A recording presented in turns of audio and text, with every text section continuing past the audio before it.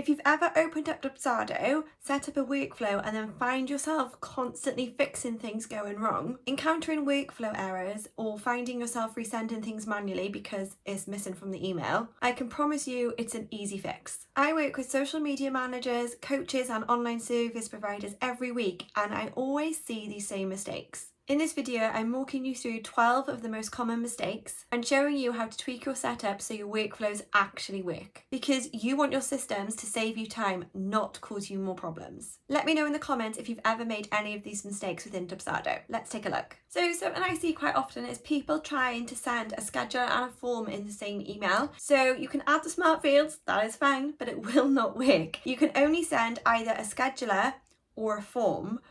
Or if you really want, you can attach the form to the scheduler that goes out to the client. So you would need to go into the settings and add the form.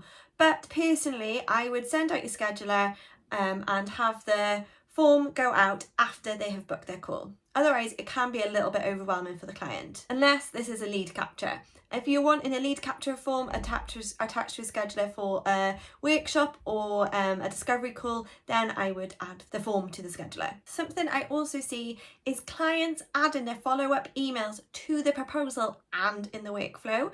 This will have emails firing out to your client left, right and centre. So if you feel like you've got double emails going out, check where you have the emails within Dubsado. Are they attached to the proposal as a reminder as well as adding to the workflow? Preferably, I like to add them into the workflow as a send form. If the form's not filled in, just because you can personalize it a little bit and have 2 different emails go out or 3 different emails go out as follow-up rather than the same email going out, which is what happens when you add it as a proposal reminder. But yeah, check where that you only have your follow-ups in one place and not attached to the proposal as well as in the workflow. Another one I see very often is that people add the payment plans to the proposal as well as to their workflow settings. So you don't want to add them in both places because it will cause an error within Dubsado and it won't know what's going on. What you want to do is you can add it to the proposal if it's pay in full. This is the time I do tend to add it to my proposal, but if you have a payment plan where it pays a deposit or it's a pay in 3 or anything like that, I would add your payment plan to the workflow in this instance, because if you're doing any triggers that are after payment, you would need to be able to select what payment. And if you attach this to the proposal, the workflow won't be able to read which payment has been made or know which payment has been made.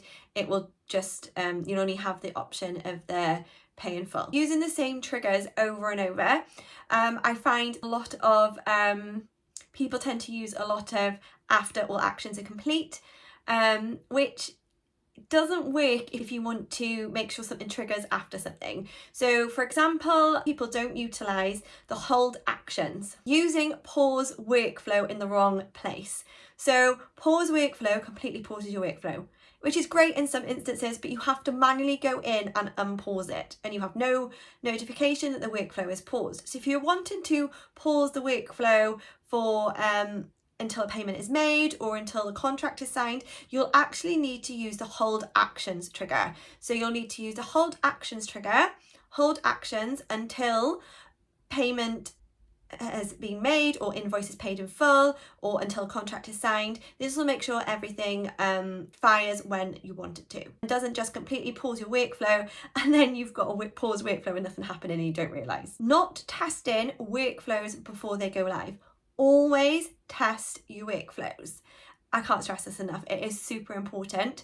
So make sure you test your workflows because you'll find out if something mistriggers or if you haven't used the right trigger, or maybe you don't like how something works, or you'll see that too much goes out at once, or that you've put the wrong smart field in, maybe you've attached the wrong email, anything like that. So make sure you test your workflows. You could do this by using a test client, which yourself, create a project, and run it through as if you're the client, and then you'll be able to see how it looks for them and how it works for you behind the scenes. This is one that used to catch me out when I first started using Dubsado, when I first first became a VA, and it did catch me out a few times in my own setup when I first started using it, and that is, and I see this more often than not, that is when sending out an email reminder to fill in the form, it is not the send email action, it is send form action. Otherwise, if you use the send email action, the form smart field will actually be blank and you won't be sending out the form.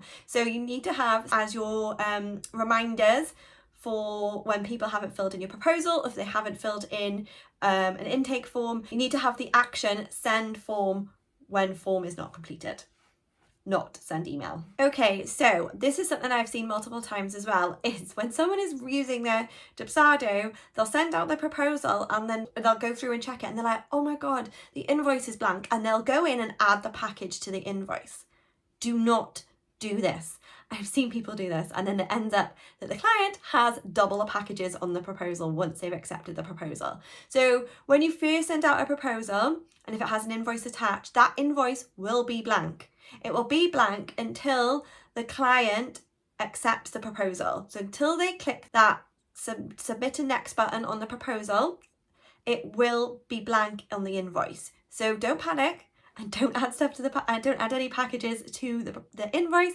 Just leave it. Once the client has accepted the proposal, it will add the package to the invoice. So if you have to-dos within your workflows and you are not ticking them off, this will actually stop your workflows from firing. What will happen if you have an after or previous actions a complete trigger?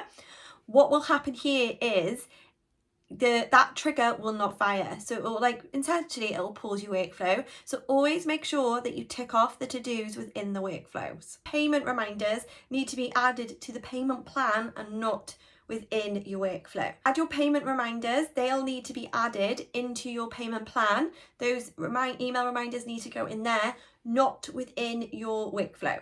So make sure that they're added to your payment plan, not your workflow. Again, another one where you could be adding to your workflow and not in the correct place is adding call reminders within your workflow. These are better to be added onto your scheduler. So in the advanced settings, you'll have a place where you can add your reminders for your call, because if you add them into the workflow, it won't pull the information for the call, like the Zoom link, the time, the date. So they need to be added to the call scheduler. So if you've got call reminders going out and they're blank and they've got no information, double check if you've added them into your workflow rather than to the call scheduler. This is something I see within Dubsado setups is, or when someone's done it themselves, is adding too many steps into one email. You don't want to overwhelm your clients. So for example, yes, you can add the contract, the invoice, the client portal, and everything into one email, but don't.